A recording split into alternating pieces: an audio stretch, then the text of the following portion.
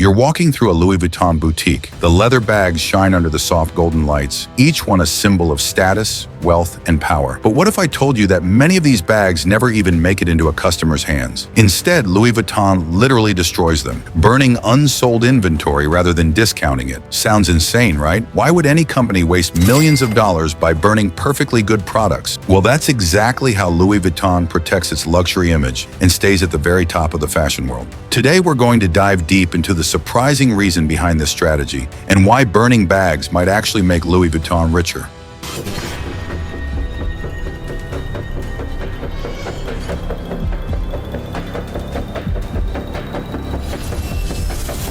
The world of luxury, where scarcity rules luxury fashion, doesn't play by the same rules as regular retail. In everyday stores, when items don't sell, they're discounted until someone buys them. But in the luxury industry, discounts are poison. The moment a Louis Vuitton bag shows up on a clearance rack, it loses the very thing that makes it powerful: exclusivity. Louis Vuitton understands that luxury isn't about function. No one buys a $5,000 handbag because it carries items better than a $50 one. They buy it because of what it represents: rarity, prestige, and belonging to an elite circle. By destroying unsold bags, Louis Vuitton ensures that their products never lose this aura of exclusivity. Scarcity fuels desire, and desire drives value. In fact, the fewer items available, the stronger the sense of achievement attached to owning them, which keeps the brand's symbolic power intact year after year. Why discounts kill luxury? Imagine saving for months to buy your dream Louis Vuitton bag, only to see it later marked down for half the price. Suddenly, your purchase doesn't feel exclusive anymore. It feels common, and that's a nightmare for any luxury brand. Louis Vuitton avoids discounts at all costs because discounts send the wrong message that their products can be devalued. Instead of rewarding bargain hunters, they protect loyal customers who pay full price. Burning inventory may seem extreme, but to Louis Vuitton, it's better than risking their carefully crafted reputation. After all, luxury thrives on perception,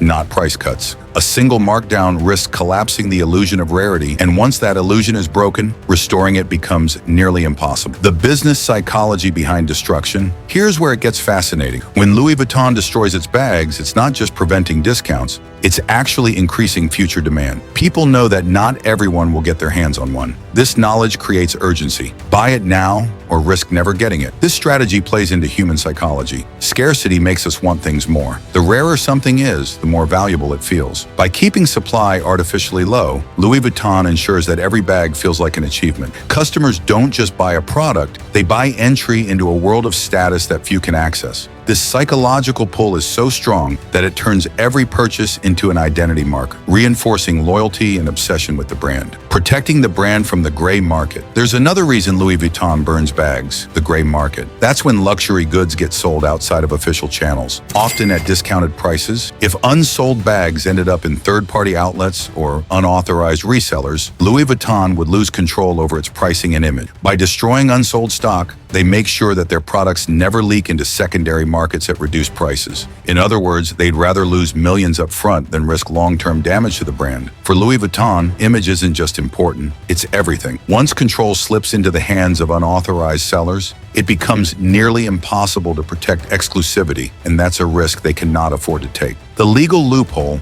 tax benefits. Now here's a hidden detail that makes this strategy even more clever. In some countries, destroying unsold inventory comes with tax advantages. When Louis Vuitton burns products, they can sometimes write it off as a loss, reducing their tax bill. So while it looks like pure waste, financially it isn't always a total loss. This adds another layer to their decision. Destroying bags protects the brand and can even save money in the books. In other words, it's a twofold move. Defend exclusivity while also leveraging financial loopholes. The system might look ruthless, but in the world of luxury economics, every decision is carefully calculated to strengthen the empire rather than weaken it. The experience economy: selling more than a bag. Louis Vuitton doesn't just sell bags. They sell an identity, an experience, and a story. Walk into one of their boutiques and you'll notice the atmosphere. Marble floors, glass cases, and attentive staff who treat you as if you're royalty. Every detail is designed to make you feel like part of an exclusive club. Even the way products are displayed, almost like art in a museum, reinforces the sense of rarity. This isn't just shopping, it's theater. And that's why they can never afford to cheapen their brand with discounts. If Louis Vuitton becomes too accessible, it loses loses its magic. Burning unsold stock is the ultimate way of saying, if you want Louis Vuitton, you'll have to pay full price. No exceptions. The hidden power of resale markets. Interestingly, the resale market for Louis Vuitton thrives precisely because of this strategy. Vintage bags, limited editions, and discontinued models become even more valuable since supply is so tightly controlled. Customers know that if they don't buy now, they might pay double later from resellers. This scarcity-driven model creates urgency, ensuring constant demand even for older collections. And guess what? Louis Vuitton benefits indirectly from this too. The thriving resale market reinforces the brand's prestige. When second-hand bags sell for thousands, it reminds everyone that Louis Vuitton is not just a product, it's an asset that holds value over time, almost like a piece of art or a financial investment. The bigger picture, luxury versus fast fashion. Compare this to fast fashion brands like Zara or H&M. They discount heavily to move inventory quickly, but in doing so, they train customers to expect sales. Nobody pays full price at these stores because they know discounts are coming. Over time, this cycle destroys loyalty and erodes value. Louis Vuitton avoids that trap entirely. By never discounting, they keep customers willing to pay premium prices without hesitation. Burning stock may look wasteful, but it prevents the brand from falling into the same cycle that destroys mass-market companies. In luxury, perception is everything, and perception only stays powerful when exclusivity is protected, even if it means destroying millions worth of products. The criticism, waste and sustainability. Of course, not everyone applauds this strategy. Critics argue that destroying perfectly good products contributes to waste and environmental harm. In a world that's becoming increasingly focused on sustainability, luxury brands like Louis Vuitton face pressure to find alternatives. Environmental activists often highlight the contradiction between luxury and responsibility, pushing brands to rethink practices. Some companies have begun experimenting with recycling or repurposing unsold stock. But for now, Louis Vuitton stands by its strategy, prioritizing brand image over environmental concerns. This tension between exclusivity and sustainability is likely to be one of the biggest challenges luxury fashion faces in the future, as consumer values shift and expectations grow louder. The future of luxury, can this last? As younger generations become more conscious of sustainability, will Louis Vuitton's strategy still work? The answer might lie in innovation. Instead of discounts, Louis Vuitton could focus on limited collaborations, unique drops, or exclusive experiences that keep demand high without creating massive waste. They may also invest in circular fashion models, offering repair and resale channels without undermining their exclusivity. One thing is certain, Louis Vuitton's refusal to discount is unlikely to change. Their entire empire is built on the idea that luxury is rare, unattainable, and priceless. Burning bags isn't just about destroying products, it's about protecting an empire, safeguarding perception, and ensuring that every piece remains as desirable tomorrow as it is today. So the next time you see a Louis Vuitton bag,